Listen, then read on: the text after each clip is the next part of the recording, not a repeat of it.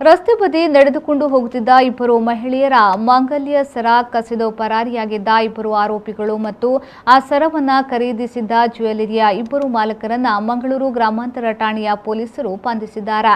ಬಂಧಿತ ಆರೋಪಿಗಳನ್ನು ವಾಮಂದೂರಿನ ಆರಿಫ್ ಮತ್ತು ಕಾವೂರಿನ ಮೊಹಮ್ಮದ್ ಹನೀಫ್ ಎಂದು ಗುರುತಿಸಲಾಗಿದೆ. ಇವರ ಬಳಿಯಿಂದ ಚಿನ್ನಾಭರಣವನ್ನು ಖರೀದಿಸಿದ ಅಬ್ದುಲ್ ಸಮಾದ್ ಪಿಪಿ ಮತ್ತು ಮೊಹಮ್ಮದ್ ರಿಯಾಸ್ ಎಂಬಿಬ್ಬರನ್ನ ಜ್ಯುವೆಲರಿಯ ಅಂಗಡಿ ಮಾಲಕರನ್ನ ಬಂಧಿಸಲಾಗಿದೆ.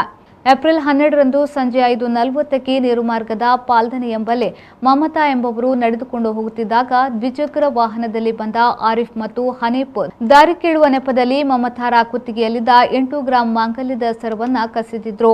ಅದಕ್ಕೂ ಮೊದಲು ಆರೋಪಿ ಹನೀಫ್ ಕೆಲ್ರಾಯ್ ಬಳಿ ಪಾರ್ಕ್ ಮಾಡಲಾಗಿದ್ದ ದ್ವಿಚಕ್ರ ವಾಹನವನ್ನ ಕದ್ದ ಈ ದ್ವಿಚಕ್ರ ವಾಹನ ಬಳಸಿ ಬೊಲ್ಪುಗುಡ್ಡೆಯ ವತ್ಸಲಾ ಎಂಬುವರು ನಡೆದುಕೊಂಡು ಹೋಗುತ್ತಿದ್ದಾಗ ದಾರಿ ಕೇಳುವ ನೆಪದಲ್ಲಿ 10 ಗ್ರಾಂ ತೂಕದ ಮಾಂಗಲ್ಯ ಸರ ಕಸಿದು ಪರಾರಿಯಾಗಿದ್ದ.